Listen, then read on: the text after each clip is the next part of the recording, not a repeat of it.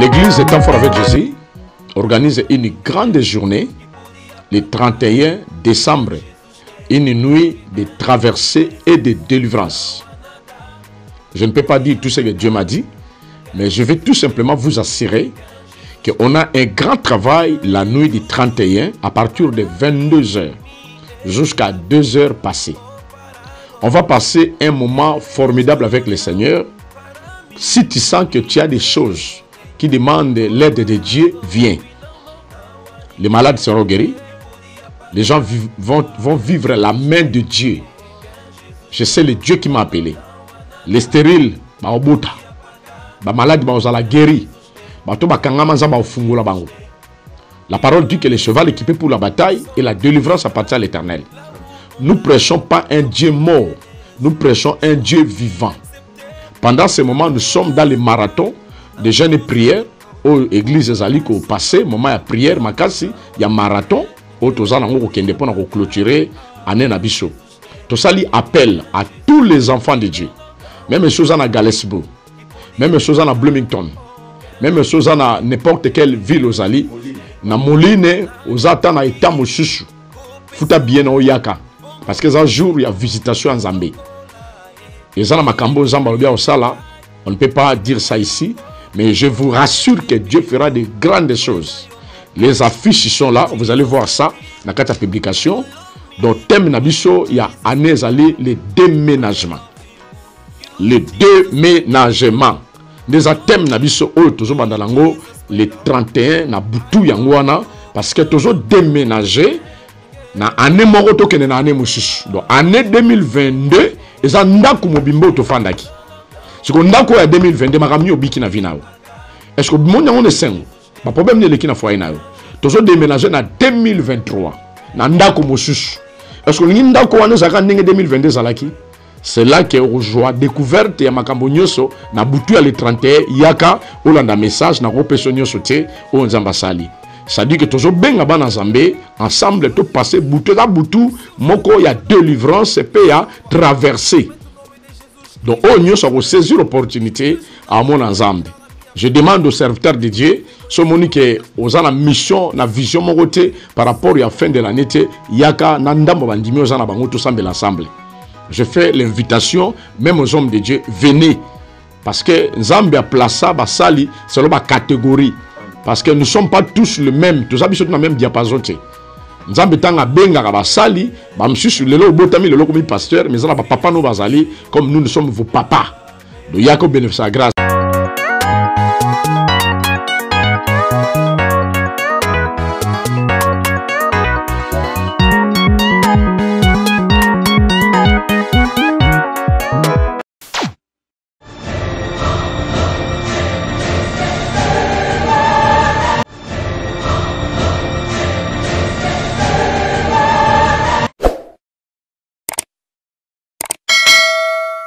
De retour sur ce plateau, chers amis, nous avons le réel plaisir de recevoir pour vous l'homme de Dieu, le pasteur Aimé Batoba de l'église Rassemblement de Verkères. C'est avec lui que nous sommes en train de réaliser cette émission, de lui poser des questions. L'homme de Dieu a beaucoup à dire, alors nous devons l'écouter parce que il y a beaucoup de dérapages, beaucoup de choses que l'homme de Dieu veut nous révéler. Pasteur Aimé, maintenant nous attaquons le deuxième aspect, ou soit la deuxième partie de notre émission. Vous avez arrivé aux États-Unis. Quand vous êtes arrivé ici, vous avez directement commencé l'œuvre, parce que nous remarquons pendant tout ce temps ou pendant cette période, il y a des gens, quand ils sont serviteurs au Congo, ils envoient leurs serviteurs à venir directement bâtir ici. D'être balingala, au salle l'église. Yope, tant aux États-Unis, batina kiyo, ya au salle l'église, tozo qui tana yo. Betelab sonon nous, d'abord début nous zaki nenia pour banda l'église. Merci beaucoup, bien-aimé. Avant tout, nalingito sala moi retour mouké par rapport à l'écriture au Senga Kinga Inapesa pour na bandeko. Botanga na 1 Thessaloniciens chapitre 4 verset 6 à 8. 1 Thessaloniciens chapitre 4 verset 6 à 8. 1 Thessaloniciens chapitre 4 verset 6 à 8. La Bible dit ceci: c'est que personne n'est nise envers son frère de fraude et de cupidité dans les affaires, parce que le Seigneur tire vengeance de toutes ces choses, comme nous vous l'avons déjà dit et attesté. Car Dieu ne nous a pas appelés à l'impureté, mais à la sanctification. Celui donc qui rejette ses préceptes ne rejette pas un homme, mais Dieu qui vous a aussi donné son Saint-Esprit. C'est-à-dire que Dieu nous interdit. Il y a aussi la fraude, na katia ba faire, comme la batu bambongo, ko scroquer batu, na ba citation moko eza mabe, ba intérêt exorbitant, ya mabe. Eza kito côté. Ils ont fait souffrir de konayo, nzamba bi ke ko ize fraude na de konote. Mutana pasi ou enterrer les sous na katia passe. Pasteur mais bato ba sala ba faire bon mais pasteur mais bi teke biso bito dépasser pendant ndeko ndeko signer pe contrat et puis non, bien aimé, vous savez une chose. Nous devons montrer l'amour envers nos frères. Quelqu'un a la passe. Yo oyebi ko tondise le sous la passe. Olingin de Guanate. Ça dit que ce n'est pas bien. Tant que nous sommes les enfants de Dieu, basali en Zambé, en tout cas, tous à la président parce que aux gens bon la mokili, mais les bouchons en Zambé ont un problème. Et au couteau trop cher de pas en Zambé. Mieux vaut te battre la bonne Zambé que toute alliance dans Zambie. C'est ce que les choses, eux, ont bien makasi angwana. C'est pourquoi toujours interpellé, ban en Zambie, puis basali en Zambie, tout battre la abisoki, babi que celui donc qui rejette ses préceptes ne rejette pas un homme, mais Dieu qui vous a aussi donné son Saint-Esprit. Au rejeter Zambie. Tant que boy makambo yoko toso nzamba zolo banayo, au rejeter Zambie. Et tu aurais un problème trop sérieux par rapport à ça. Ce n'est pas normal, un enfant de Dieu, il faut tout temps la logique, peine à honnêteté, avec justice et Dieu nous bénira. Voilà, je crois que Bato Bosala Bongo Botika, Pasteur Aimé, a très clair, à l'ignorité. Donc, à Zomona, soit au tiki makamantambe, au communo mutakop, plutôt au tiki cher, au tiki makam, au tiki au servi, au sala makam, qui osa na makamantambe, mais en attendant, osa au sala batu. Pasteur Aimé non, ce n'est pas le pasteur Aimé. Ce n'est pas le pasteur Aimé, n'a rien. Je vais répondre à la question. Oh, yo tuningai. Donc moi je réponds. Pas le pasteur Aimé. Donc en tout cas, je m'excuse mes bien-aimés. N'a pas problème na mutute, n'a pas problème na binote. Ngai ba tuninga question. Na zone na d'écriture. O nzamba lobi na talisi o Bible lobi. Nzamba lobi ke o ya boy makambo yo arenye nga nzambe. Pas le pasteur Aimé. Je suis un homme, je peux tomber lobi pe na kope pe na sali kope la tomber lango mais makambo no ekanga ngai. Ça dit que ngai te nzambe nda boy yango. Ekanga ngai te nzambe nda boy. Donc ne me tenez pas vraiment en rigueur que non pasteur Aimé te nzambe nda boy. Je réponds à la question aux journalistes à tuningai. Moi je réponds que aux questions. Pasteur Aimé, toko ta deuxième partie. Aux États-Unis, où il y a que bandi dans la église, to soufaki nanu pour commander au comme les lobos. Et puis, ils allaient gagner betelem sonanu, ndego yakiawa. Et puis, makamonzambe a fungo l'église comment? Merci beaucoup, Talatala Congo. Je salue tout le monde. Je continue toujours à saluer mes bien-aimés Oyo Baebi, origine à Pasteur Aimé, dans les États-Unis. C'était en 2006.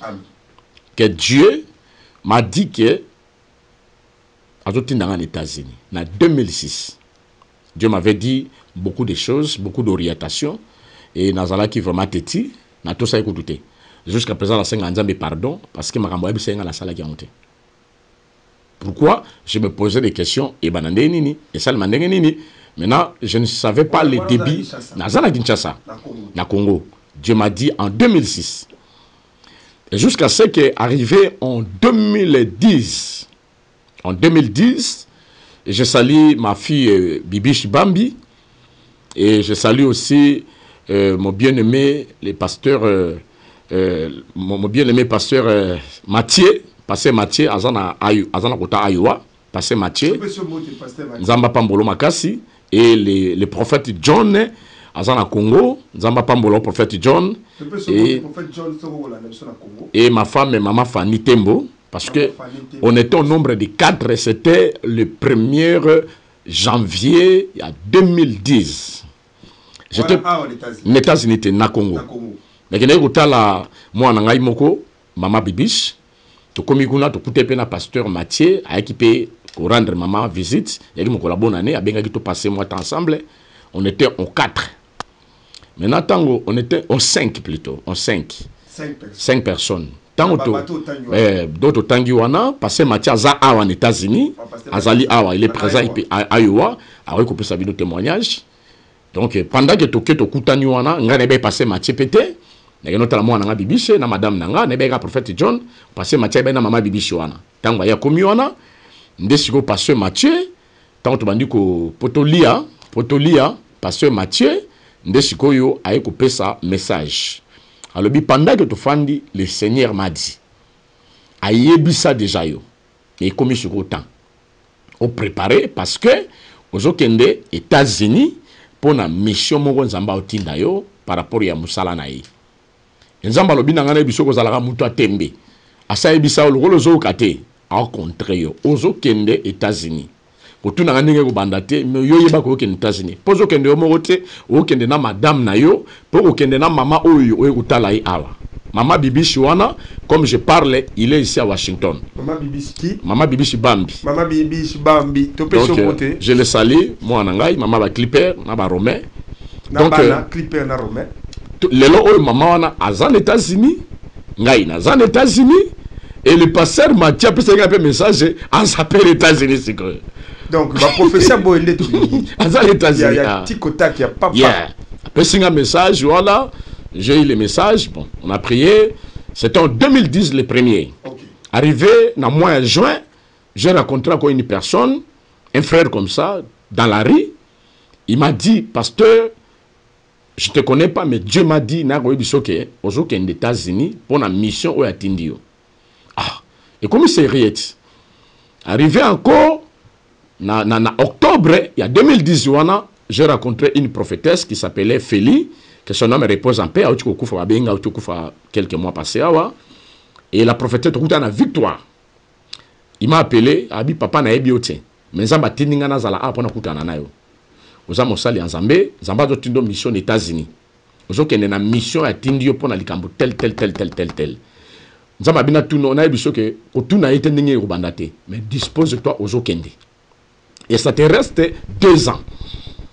Donc ceux qui te ont bien makamuna yo, ils ont toujours accompagné dans Zambie. Accompagné dans Zambie. Même tant au bani ministère, bah tout kakandi bazako. Bah tout bazako ebisanga na Zambie. C'est-à-dire, ma vie, comme je parle là, tout le monde, aux télévision, tout le monde me suit. Ils savent qui est le pasteur Aimé. Ils savent qui est le pasteur Aimé. Donc, on n'est pas tombé du ciel, tous les bateaux, tous vivre. Ah, bateau, non, le témoignage, il y a vivant. Ma koufité, il y a vivant. Et le pasteur Mathieu, à l'écart des gens d'église, Awa, Maman Bibiche, il y a des gens d'église, Awa, où il y a témoin, c'est-à-dire, ce qui se passe pour le pasteur Aimé, ce n'est pas quelque chose de nouveau. C'est quelque chose de... Non, Dieu avait déjà. Obimité pour créer donc, ils ont l'orientation Nzambe, logique Nzambe.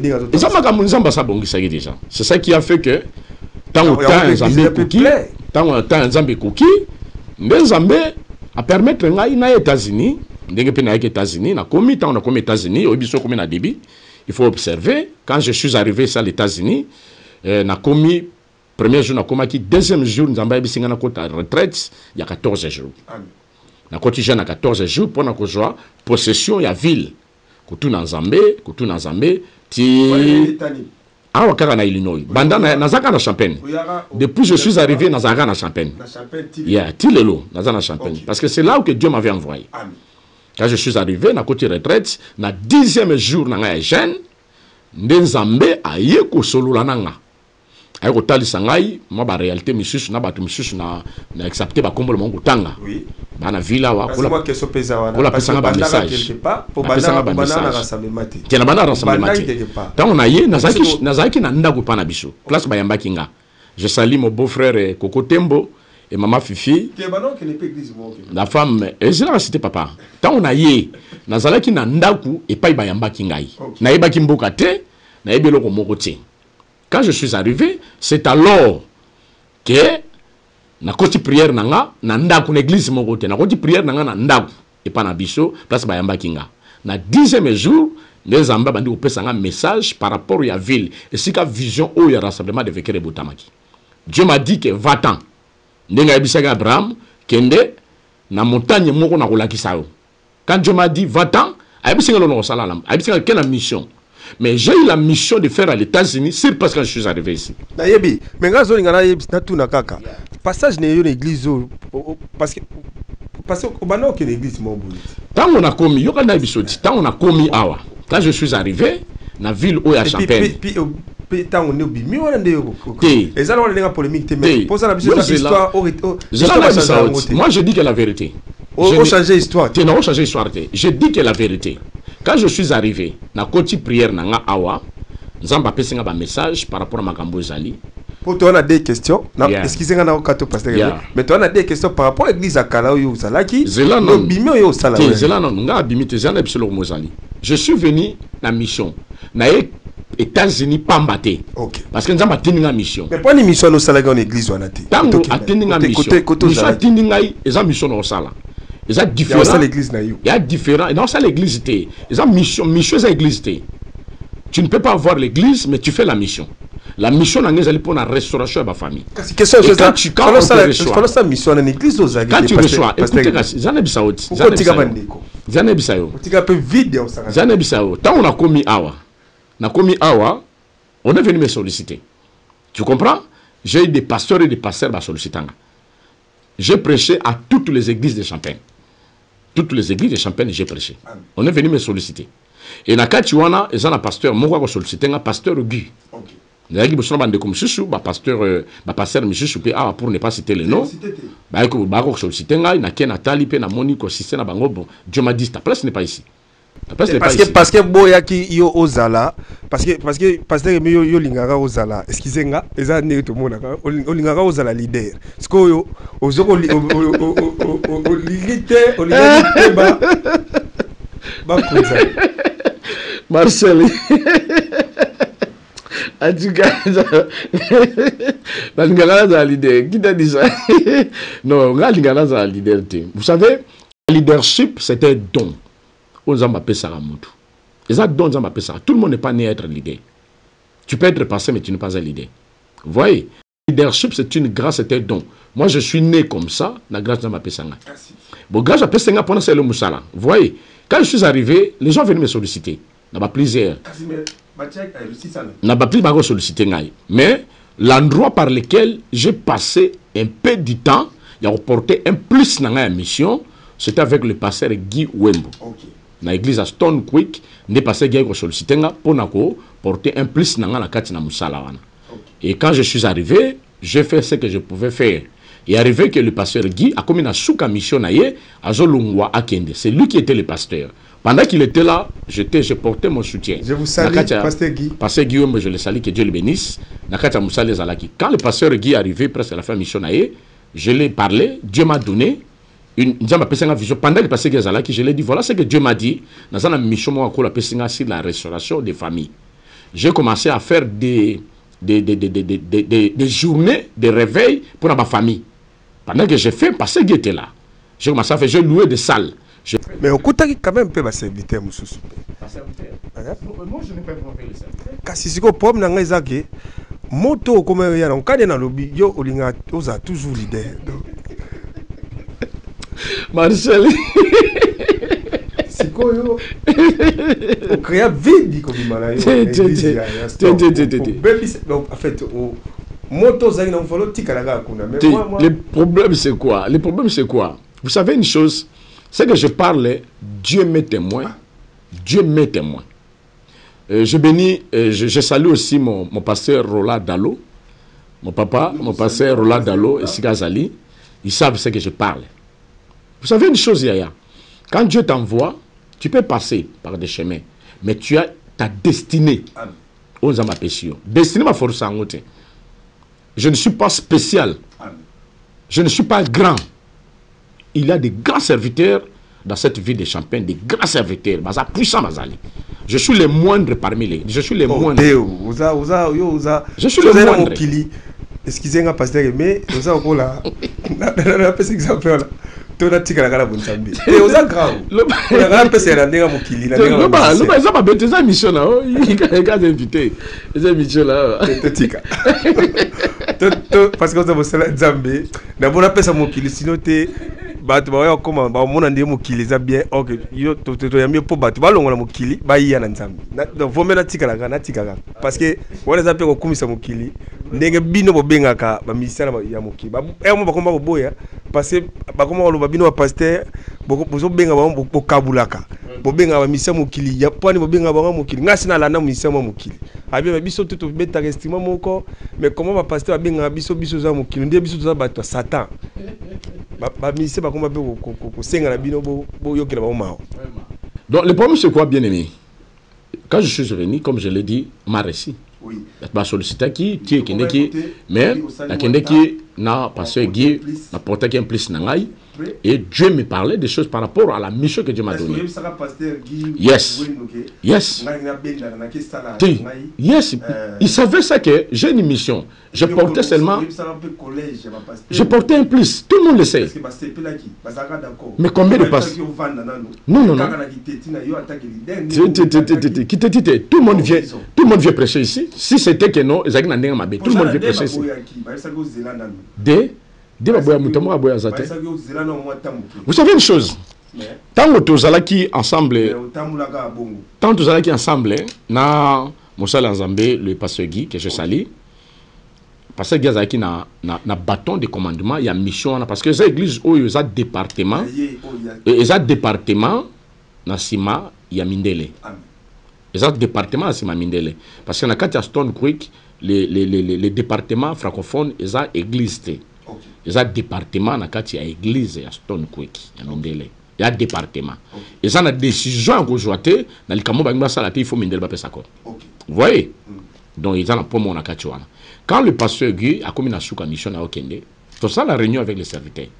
Réunion, tu as une réunion avec les serviteurs des Alaki, d'autres serviteurs commencent à se retirer par rapport, parce que l'idée des Alaki, maintenant quand il veut se déplacer, bon, bah, moi je l'ai dit, tu es une réunion. Dieu me voit que je meurs aujourd'hui. Que je meurs aujourd'hui, je mets Dieu devant. Les passés qui est là, tout le monde qui sont là, les passés Anaclé, les passés Bira, que ce soit les passés Bira, les passés Stani, les passés Stani, Sami Kendela est déjà sauté. Les passés Bira étaient là, les passés Anaclé étaient là, et puis les passés Youlou, je crois, Youlou, et puis pasteur Alido, je crois. Il y a des gens qui me faisaient qui ont là. Moi, je dis que non, en tout cas, moi, aimé, je ne peux pas rester ici par rapport il y a vision pour une mission dans Zanango. Je me retire. Tout le monde. Bon, parce que quand on était là, les pasteurs, comme je dis que les pasteurs Alido, à Kikoya, tant Ayepe a sollicité à la place, le lot a une église, na place, assemble la place, vous voyez, les pasteurs Bira à Zana côté à Galesibuku, na Ayepe na Musala, pasteur Bira pe, na Musala pa Zana côté à Zali, pasteur Anaclé. Anaclé mon apôtre, il passe dans la Torah de Kérit, quand ça la Musala ou Nazali. Vous voyez? Donc, c'est-à-dire que. Mais on est. Tu vois les apparts naïfs. Moi, j'étais ouvert et clair et précis. Clair et précis. Parce que vous savez une chose, c'est le supérieur qui dirige les ferrières. Vous voyez? Maintenant, tant au supérieur à Ami Longoli, est responsable, il y a département. ami longoli ake par rapport à makamon Zambé à ebisi à ça. C'est clair. Vous voyez, moi de ma part, Monique, peut-être naïe, n'a qui travailler, na stone cookité, n'a qui travailler, qu'on soutenir par ces guides na Moussa Sala. Mais quand lui se retire, na mon place n'a pas parce que le solo n'a pas qui naïe. Tout ça la clair et précis. Moi j'étais un stone qui pas l'église à Mindele. J'étais là derrière le passé Guy par rapport il y a appel à Benganga to soleil qui naïe pour la Moussa to Sala Moussa ko Moussa. Mais tant où il y a se retira ken, na tika nana. Yé moto nga na simana ya kei. Dis-moi, qu'est-ce que je dois faire? Je dois me retirer. Pourquoi? Pour éviter un peu d'autres choses. Vous voyez? Oui, c'est clair. Oui, parce que la milliard nous va servir de Dieu. Donc moi, comment on appelle ça? Moi, où est là? Vous savez une chose, un visionnaire doit avoir une vision. Quand tu n'as pas une vision, tu peux faire n'importe quoi. Je travaille avec les visions. Oh, tant à Singapour, mais tant que mission à Ikoki, à Monica Zokende, il se retire. Mais je dois faire quoi là-bas? Voilà. Ma mission est finie. Voilà. C'était un temps où on a Singa. Après,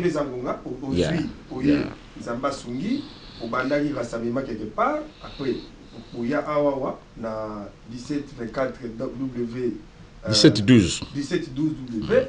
Au Banda, ma serviteur, ma tiki, parce que quelques serviteurs au Banda, na bango, Bamsusu, Bakenda, Moussouatikani.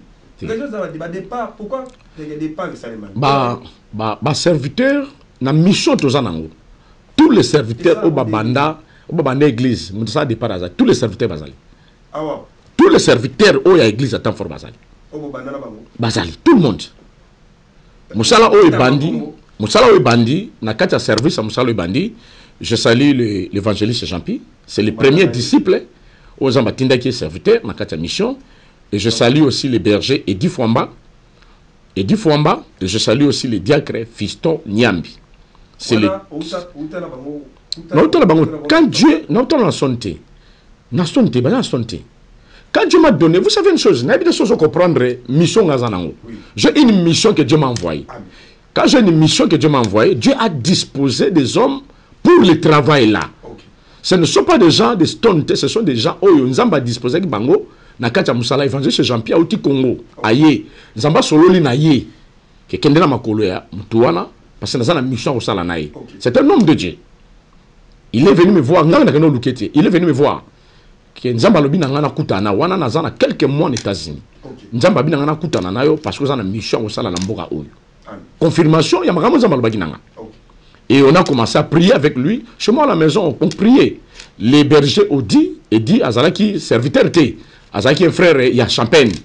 Le bateau va qui s'épelasse dans Mboko. Ou Bazaki va roi s'épelasse dans Mboko, le berger dit.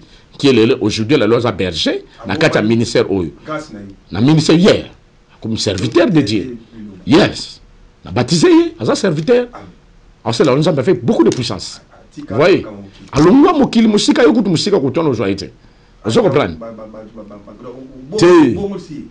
vous comprenez? C'est un fruit à ministère. Et le diacre Fiston Nyambi, azaki na mboka ou azaki serviteur te. Mais na kacha loto mota on zamba tindie, zamba commissaire serviteur. Et l'évangéliste Jean-Pi, les trio serviteurs. Au babanda temps fort, bazana temps fort. Vous voyez? Et après, Dieu a envoyé un homme de Dieu, l'évangéliste Richard, où il a connecté le rôle à 4 pieds, où il va soutenir le ministère. Où ils allaient. Ce sont les serviteurs, il y a un temple et l'église à temps fort. C'est ça, ce sont les serviteurs. Ils sont tous là. Voilà. Peut-être que nous étions mal informés. Parce que serviteur à temps fort, les gens peuvent venir. Écoutez un peu. Les gens peuvent venir à Yé pour Moni Moussa les Ali. À Yé, on a appelé un serviteur. Mais un serviteur n'a pas de serviteur. N'a signe un respect. Tu vois, il Mbappé, tu peux se place tout théâtre. Tout ça, les lots, mon songolo. Tant monita no kokia magamno que no kena vous serviteur na bisoté ba serviteur ya église ça ba oh il va botamine une église ou ba sala babanda musalanze bazala musalanzame moko ta azan tout le monde on est là mais on y a mon côté prophète Jean-Marie c'est mon pas de Jean-Marie ngaza mentor na ye aza naza mentor na ye c'est mon fils non quelques années té Jean-Marie aza na Galesbourg il y a banego travailler na pasteur Bira. L'église à Torah de Kérit à Galesbourg. Et après, selon conviction. Mais maintenant, on peut récupérer. On peut récupérer, à travailler pas.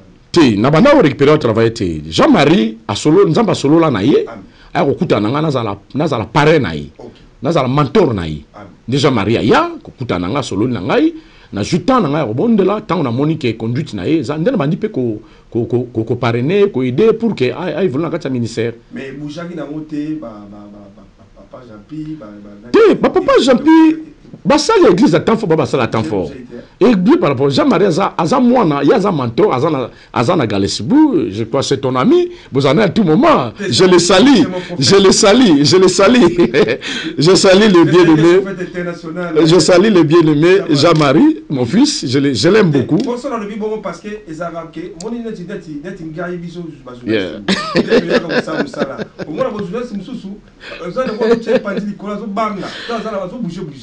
il y a un peu qu'on a tenu que soit là ceux qui ça on prophète jamais boujaka azana énergie makasi est-ce que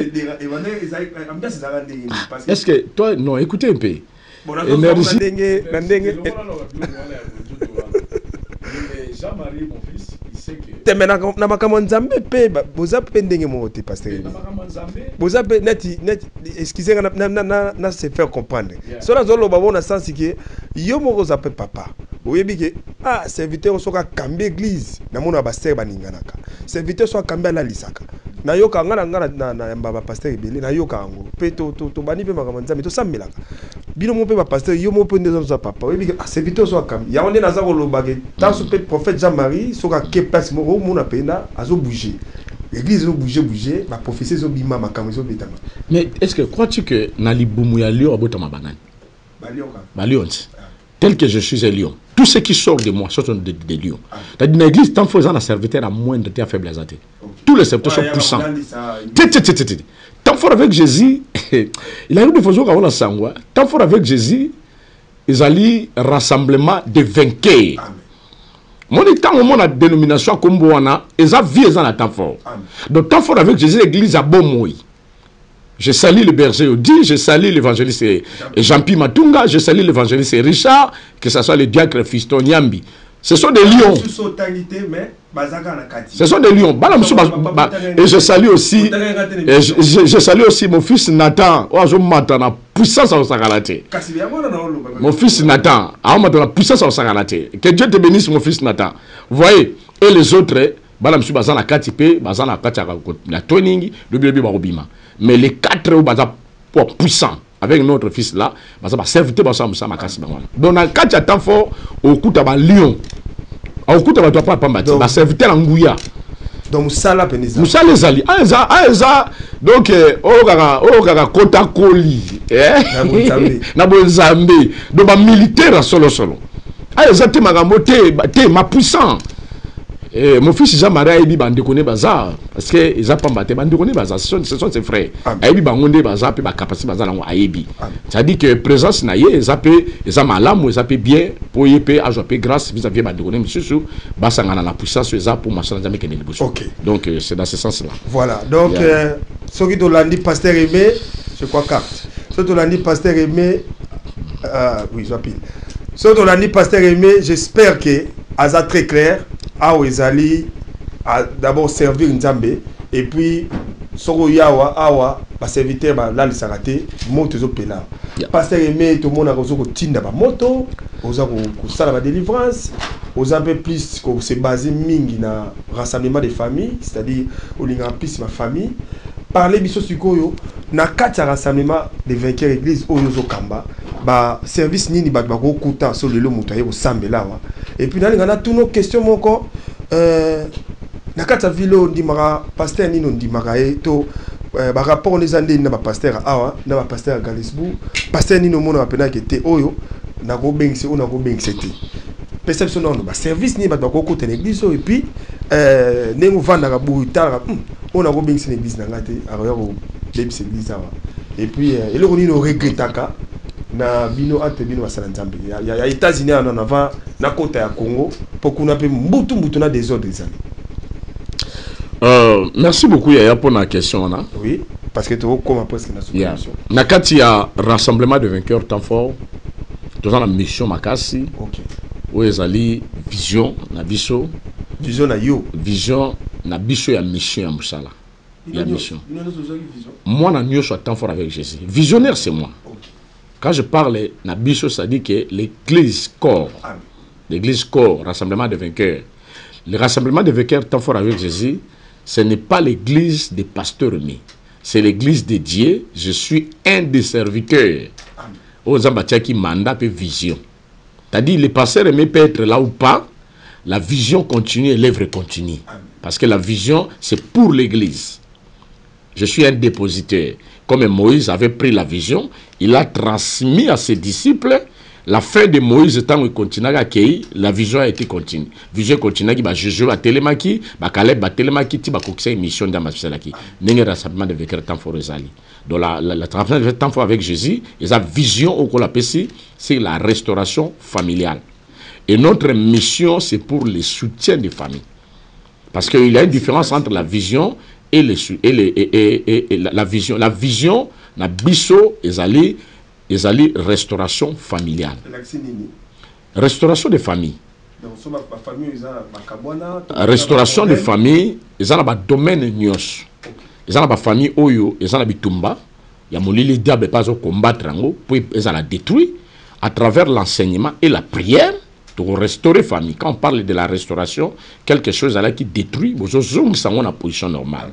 Vous voyez, c'est ça notre vision, c'est la restauration familiale. Papa, maman, bandeko, ba camarades, tout cela, ba famille, au Kanagate, bitumba moli, mozali, il a beaucoup de choses. Ba lagate, ba problème za ibele na ba famille, ba botakate, ba situation belé, ba kufaka kufaka, ba makamunyo mabe, o ya sorcellerie et ça les makawana, ba chômage, makamutu, ne biso, tous en mission, on a ma perception pour restaurer ba vie à batu. Et notre mission est pour le soutien de la famille. Tout ça, on a comme les intercesseurs. Nous soutenons des familles, dans la prière, dans le service belé pour que Bamona le boko ensemble. C'est ça la vision et la mission de l'église tant fort avec Jésus. Et notre service ici sous ceux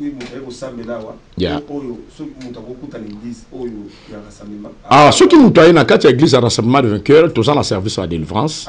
Tout ça, ba service à ébilé, ba fermissement. Au lieu de fermissement, au lieu de na service à délivrance, donc quand tu peux venir à la restaurer. Pas quand on parle de la restauration c'est tout un processus. Et ça processus, nous avons une restauration au côté, au juge d'enseignement, au côté, dans le service à prière, si vous allez baptiser, comme baptiser, tout cela, tout ce qui est dans le service, surtout, jusqu'à ce que nous avons restauré. A comme créature nouvelle, makamune so zongi asika. O ebebaki nzamba restaurer a zongi na vie normale, abotarata aboti, abalarata bali, makamusimba raté comme simba, ba vie na vie a muto comme quand même normal pe na mabele a. Donc c'est ça la mission que nous avons. Ce qui muto azana ba problème, ça ba difficulté, surtout makamushi chez moi ko beta to le sat parce que nzambe nda sala ngo. Donc il a beaucoup de témoignages na ba domaine belé parce que particularité ya ministère nzamba pesanga pe grâce ezali deux à fécondité. C'est-à-dire, awa soko yebo tarate nzambe alola abotisaka. Soko za vie comment limiter, bloquer, nzamba décantara à libéraka. C'est-à-dire que Dieu nous a doté de capacités pour nous sa vie na nzambe. OK. Et bon rapport na yo na ba homme de Dieu. Ba homme de Dieu ville onano. Na ba homme de Dieu ya ba ville mususu ndinga na yo. Bon, en tout cas est-ce que on coopérera bien na ba on tout mususu pe au filmer là ba on mususu pe ba filmer là yo. Attaque parce qu'ils ont ma camouzo salema ils ont ma camouzali ba on a obino basala nzambe pe musu comment na ba problème yo ce qu'on coopérera bien na nani au bois que ça nani. Bon en tout cas mon nom d'abord c'est aimer. Amen. Aimer c'est-à-dire bolingo. Je ne sais pas haïr quelqu'un, moi j'aime tout le monde. J'aime tout le monde et dans la vie il faut aimer ou pas, sache-le qu'il y a d'autres personnes ne vont pas t'aimer. Ça c'est la loi de la nature. Et tu ne peux pas être aussi aimé à tout le monde. Donc, moi, dans ma façon de voir les choses, j'aime tout le monde. L'église, tant fort avec Jésus, c'est une église hospitalière. Dans Champagne, Awa, tout le monde le sait, tous les hommes de Dieu qui sait, au bazar Baïbi, tout le monde a les canachères à tant fort. Tous les hommes de Dieu. Oui? Bon. Bamchis wa bengsanga, bamchis na okaje pesamité par rapport à ba programme na bango. Chaque église a un programme nango. Ce qui programme la bango pesi ke na kende na okende. Donc, vous avez un problème, moi, je pasteur. Tu as un problème. Naza un problème, moi, pasteur. J'accuse aucun pasteur. Naza un problème, là, pasteur. Moi, je fais ma mission, je fais mon travail. Ceux qui m'ont aligné, aligné. Ceux qui sont pas boy, est allié. Moi, je fais mon travail. Tu vois, mais moi, je suis en bon terme avec tout le monde. Je n'ai pas de problème avec quelqu'un. Je fais ma vie, je fais ma mission. Ceux qui sont aligné, aligné. Ceux qui sont boy, est allié, mais moi, je fais la vie, je fais ma mission par rapport aux Amasenga. Et j'invite tout le monde à y aller en église, tout ça, action à tous les pasteurs. Dans le Congo, vous avez un problème avec le pasteur Moté? Dans le Congo, je suis en bon terme avec tout le monde. J'ai mes bien-aimés des pasteurs que je connais, beaucoup de pasteurs. Ce n'est pas aujourd'hui qu'on commence les ministères. Je dis que j'ai longtemps dans les services de Dieu. J'ai des contacts et des contacts. C'est pourquoi vous voyez des pasteurs qui viennent ici, gauche, à droite. À tout moment, église tant fort, ils en ont un pasteur. Pourquoi? Par rapport à l'Olinga Wazalanga. Amen. Pasteur Aimé, toujours comme vraiment la souka, parce que TV Zalingonga. Dernière question, à vos ce programme et église. Pasteur Aimé, et là on ne regrette pas. Tant qu'on a la TV, aux hommes on a ma camusu sur ma pasteur bazar au sala, yamabe. Et là on ne monde a mabe, na bino ma pasteur comme ça, ma pasteur qui ça va au tala yo. Parce que nous sommes retourné à position pasteur Aimé zandé nini. Sauf que par exemple un pasteur a comme yembe la mokili, a comme binisa na mokili. Position pasteur et mes années so pasteur a comme camarade ya ba homme politique bazo PC bambongo azoko bonga et puis a comme camarade ba joueur, camarade ba musicien mokili. Position pasteur et mes années nini. Pasteur aimé ba bazoko yoka yo, ba pasteur pe ba yoka yo. Et là on nous regretter oyo bino ba pasteur, ozo mona que tozo ça les a bien totika. Ma pasteur bazoko pasteur aimé. Bon, en tout cas, bien aimé. Et là, c'est important, c'est que moi, je ne regrette de rien. Je ne regrette de rien. Je n'encourage pas et je ne regrette de rien. Pourquoi? Parce que tout a été écrit dans la parole de Dieu. Mais vous avez un mot à dire, pasteur? J'ai un mot à dire. En tant que leader. J'ai un mot à dire. Mon anga a dire ezali kosenga batu kozonga na vérité. La vérité, pourquoi? Parce que mon alelo eza makambo ezaki déjà prévu dans la Bible. Que au dernier jour, les gens ne supporteront pas la sainte doctrine. Batu ba koma benemi batu basala malamu. Batu ba koma ba fafaron, makambo belé ba kipid. Tout ce que nous voyons, c'est écrit dans la parole. Et tout cela, ça devrait s'accomplir pour te bagman zamba le solo. Bon, Moussala za nzambe, za Moussala pasteur Mete. L'œuvre s'appartient à Dieu, ce n'est pas au pasteur Mete. Et je ne suis pas un juge pour quelqu'un. Mais nous sommes là comme des éducateurs d'image pour dire la vérité, orienter les gens dans la vérité. Vous voyez, Zamba lobaki que na dernier jour, c'est que toujours déplorer Zanini. Que les gens, toujours ont la vérité. Aujourd'hui, comme il aura toujours un salaire pour tout ce que nous faisons. Il y a un salaire. Je parle à tous les enfants de Dieu et à tous les hommes de Dieu. Ou à Yebikaza, homme de Dieu. Parce que si tu es homme de Dieu, tu as la nature de Dieu. Tu vas marcher comme Dieu. Tu vas vivre comme Dieu. Tu vas parler comme Dieu. Et le Dieu que nous servons, ce n'est pas un Dieu du péché. Ce n'est pas un Dieu de mensonge. Ce n'est pas un Dieu de fraude. C'est un Dieu de la sainteté. Un Dieu de la sanctification. C'est-à-dire que dans ma tout au sala, ils ont un salaire dans Wezali. Ceux qui ont côté dans ma Zambi, au sala va vantir. Aux hommes qui m'ont la liboulu ya liwana yomoko. Zamba lo baki botika ba ivre na ba blé et croître ensemble. Mokola suka awa ko buka, akolongola ba ivre, akotumba yango, pa ko ba blé akotia na place malamu. Les ivrés, ce sont des gens au bas côté lelo, ba otia trouble dans l'église. Ba ko détruire bonzambe na kati batu. Mais ka soki yo zo lobate, ba ko continuer au ça. Bon, non, biso tozo loba. Tant que le kolobana biso eza par rapport à l'individualité. Kolobana biso eza par rapport à l'enseignement. On n'est pas contre les individus. Nous prêchons la vérité. Par rapport aux enseignements que nous parlons. On peut être là à l'église. Mais le problème est beaucoup plus fidèle. Ba fidèle ne pas un problème. Pourquoi? Tant que yebi ke mosali o aza nzambe te, o ke sani kuna. Tant que bi ke muto azo bi ke la mama be o ke sani kuna. Bon, ce sont les problèmes o azo sala mabe. Vous voyez? À quel est fidèle tout? Tique église pena moboul son pasteur dans ma cité mais église est quand même. Église va pasteur dans ma casse. Ba fidèle musu ba kuma ba fanatique. Bon, le fanatisme, c'est... Ils ont le salé ma casse katina batu. Et toujours regretté parce que sort la bango pesali. Tant que yo zolanda pasteur ou azana vite. Aux candidats en fait. Donc tu dois avoir la connaissance. Aux mona. Et de telles personnes, bah aux angate tie soya. Aux angalola. Bah aux angate na mokili tie soya. Bah toi na mabe wana. Bah aux alagaka. Pour pas que ça peut makamwanzambi. Vous voyez, c'est-à-dire que ce que nous demandons à l'église, que est à la prudence. La Bible dit quand la prudence fait défaut, le peuple tombe. Nous demandons aux enfants de Dieu d'être éveillés, essayer de comprendre celui qui fanatisme,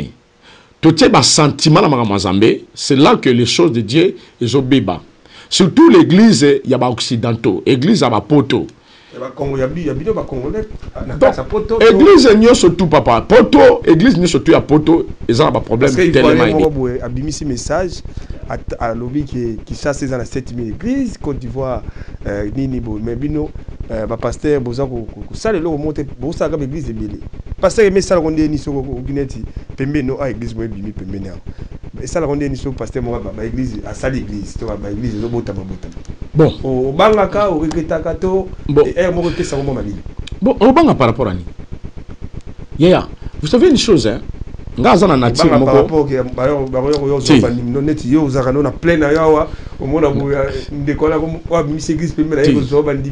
vous savez une chose vous savez une chose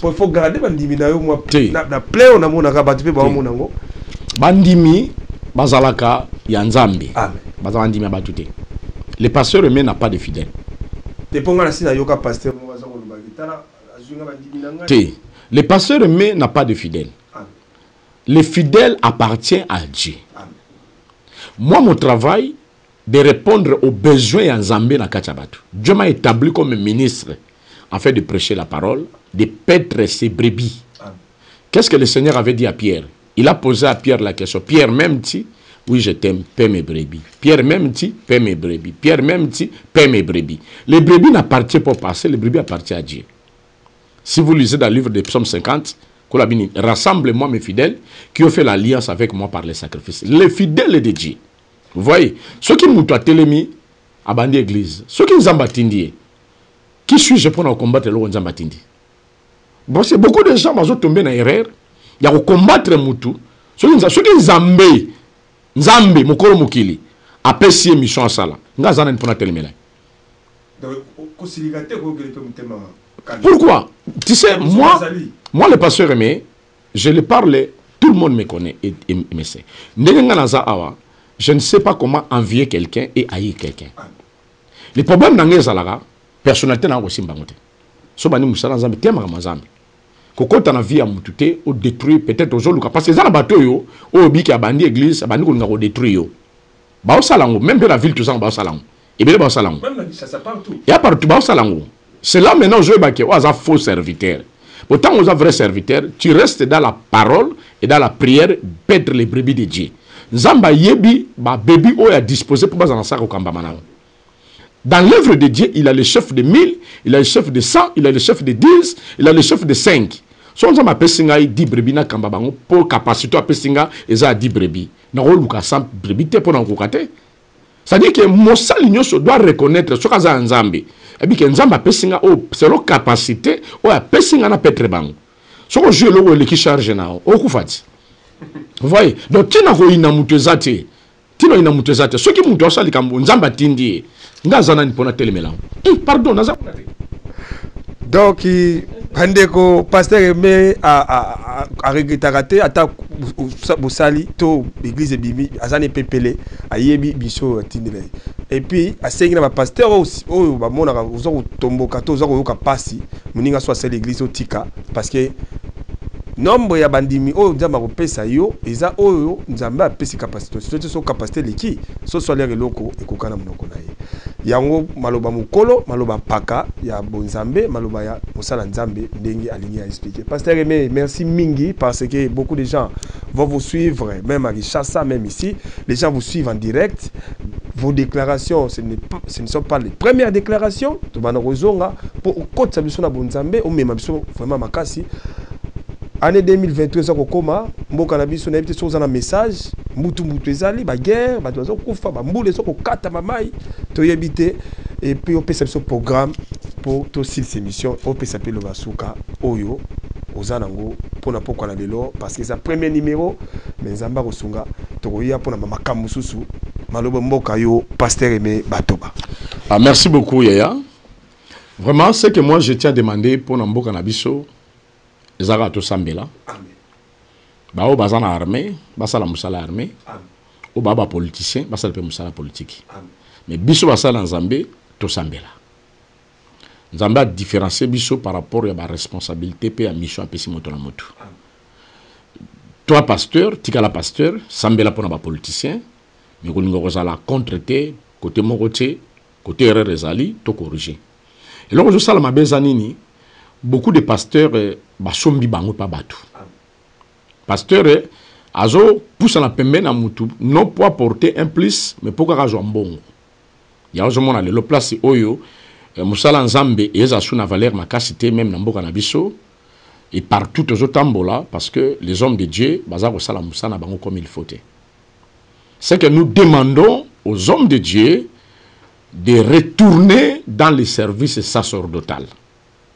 Nous sommes là pour soutenir le président de la République. Nous sommes là pour soutenir nos députés, les sénateurs, tous nos politiciens. Que ce soit qui sont dans les oppositions, que ce soit ceux qui sont dans les pouvoirs, ce sont nos frères. Nous devons les soutenir et prier pour eux que Dieu les donne l'intelligence, la sagesse de bien gérer notre pays. Nous savons que notre pays est agressé, injustement par rapport à la ressource aux anango. Pour que tout le monde habitumba oyo, ezo senga biso toza d'abord ini. Ozomona ke basali même ya nzambe, bazo soa na ba obuma na pona mbongo o ba ke zona ba pouvoir. Il y a des chamaillements, il y a des conflits, il y a des querelles, il y a des disputes, non pour l'intérêt de Dieu, mais pour leurs intérêts, parce que bazo ken baba jambongo. Eza kitogote. Toteka bonzambete pona mbongo te. Toteka bonzambete. C'est vraiment très important. Yango zo senga même biso bandeko toza na kati ya mboko toye aux États-Unis.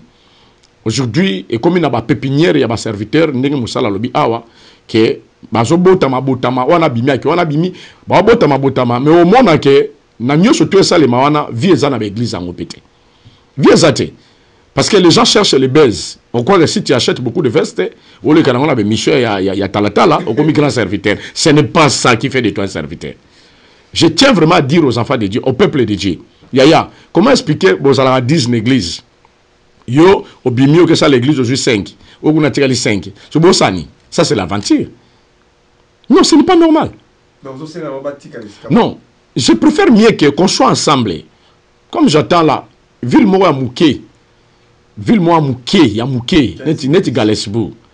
Et comme il y a 15 églises. Ville à Mouké, compagnie ça comme ça la Rangoul. Femme l'Inde comme ça. C'est 15 églises. Dis-moi par rapport à quoi? Tout cela. Bon, papa, le problème c'est quoi? Cause la serviteur na Congo, il a cité que sur les États-Unis comme mon pasteur. Non, ce n'est pas ça. Vous savez, moi, le pasteur Aimé, si Dieu ne m'avait pas donné une vision par rapport ici, moi,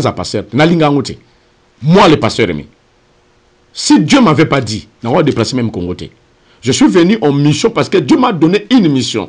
Et la mission que j'ai faite, tout le monde parle, tout le monde le sait. Vous voyez, ça dit, quand tu n'as pas une vision, fanda frère. Quand tu as des ordres, je n'ai pas le temps. Nga le pasteur, mais on a tant que nous avons pasteur, moko, tona luka mutu moko pour un problème ni. Parce que les gens n'ont pas la vision. Tu vois. Donc je demande vraiment à tous les hommes de Dieu que chacun de nous a joie conscience. Si tu sais que tu n'es pas appelé dans le ministère, dépose. Dépose. Parce que les blagues que tu fais, ça va te coûter trop cher. Il a déjà aujourd'hui, azo bunda bunda mbongo na osala bangulu, akomi ko lukalango ko sala ministère o bato amona kaka o benga ka bato amona kaka ba mona kaka. O nyoko ma mbongo il faut sunga moi sino na bana. Tu à la fin du compte au kata no lemba. Parce que le ministère ce n'est pas toi. Muto kenega armée na mbongo na été. L'église d'Anforezana, ce n'est pas mon église, c'est l'église de Dieu. Et tous les enfants de Dieu font un effort pour que l'église avance. Ce n'est pas moi le pasteur aimé. Si Dieu me bénit quelque chose, je contribue. Mais vous avez que non, je charge, je me église de Kangami. Tu vois, qu'est-ce que tu fais? Pasteur Aimé, vraiment, ce n'est pas très bien. Non, ce n'est pas bien. Malgré le pasteur Rossilicate, mais c'est ce programme, parce que votre bataille est déjà sport, mais tu as aussi sport, tu as aussi émission de sport. C'est ce programme, il y a année 2023, et puis on peut aussi ma salutation. Si c'est déjà, mais c'est sous l'endouzi, à soutenir les jeunes réalisateurs, très efficaces, très forts. Merci Soulé. Naibi Golingara, Viena Jacques Kikati, na Boakeli Yoye, na Master Navi Susu Olingara Mingi, myself, na Boaki. Pasteur Aimé, clôturer mission. Si on peut routine de prière, routine de prière pour battre le point direct, et c'est ce programme et puis on clôturer mission. Vraiment, merci beaucoup à tous nos bien-aimés. Oyo ba disposer de temps na bango pour na Rolande émission, puis ba Rolande émission après. Nzambe y alliance nangai à Pambola Bino. Et l'église est en fort avec Jésus organise une grande journée le 31 décembre, une nuit de traversée et de délivrance. Je ne peux pas dire tout ce que Dieu m'a dit, mais je vais tout simplement vous assurer qu'on a un grand travail la nuit du 31 à partir de 22h jusqu'à 2h passées. On va passer un moment formidable avec le Seigneur. Si tu sens que tu as des choses qui demandent l'aide de Dieu, viens. Les malades seront guéris. Les gens vont vivre la main de Dieu. Je sais le Dieu qui m'a appelé. Les stériles, les malades, les guéris. La parole dit que le cheval équipé pour la bataille et la délivrance appartient à l'Éternel. Nous ne prêchons pas un Dieu mort. Nous prêchons un Dieu vivant. Pendant ce moment, nous sommes dans les marathons de jeûne et prière. Aux églises Zaliko au passé, moment de prière, il y a marathon. Au Tozan, on va clôturer année Nabiso. Tosali appelle à tous les enfants de Dieu. Même chose à Galesburg. Même chose à Bloomington. Même chose à n'importe quelle ville aux Ali. Na Moline, aux Ata na Eta Mosusu. Futa bien au Yaka. Parce que un jour, il y a visitation en Zambie. Et ça, Makambo Zambia au Sala, on ne peut pas dire ça ici, mais je vous rassure que Dieu fera de grandes choses. Les affiches sont là, vous allez voir ça, dans la publication. Dans le thème Nabiso, il y a année allée le déménagement. Le déménagement. Des thèmes Nabiso, toujours bandalango, le 31, na Boutou Yangwana, parce que toujours déménager, na année moroto kene na année mususu. Donc année 2022, ils ont ndaku mobimbo to fandaki. Ce qu'on ndaku ya 2022 makamni obiki na vinao. Est-ce que mon on est sengo? Ba problème ne leki na foyer na yo. Tozo déménager na 2023. Na ndaku mususu. Est-ce que ngi ndaku wana zaka ndenge 2022 zalaki? C'est là que rejoint découverte ya makambo nyoso na butu ya le 31 yaka olanda message na ropeso nyoso te o nzamba sali.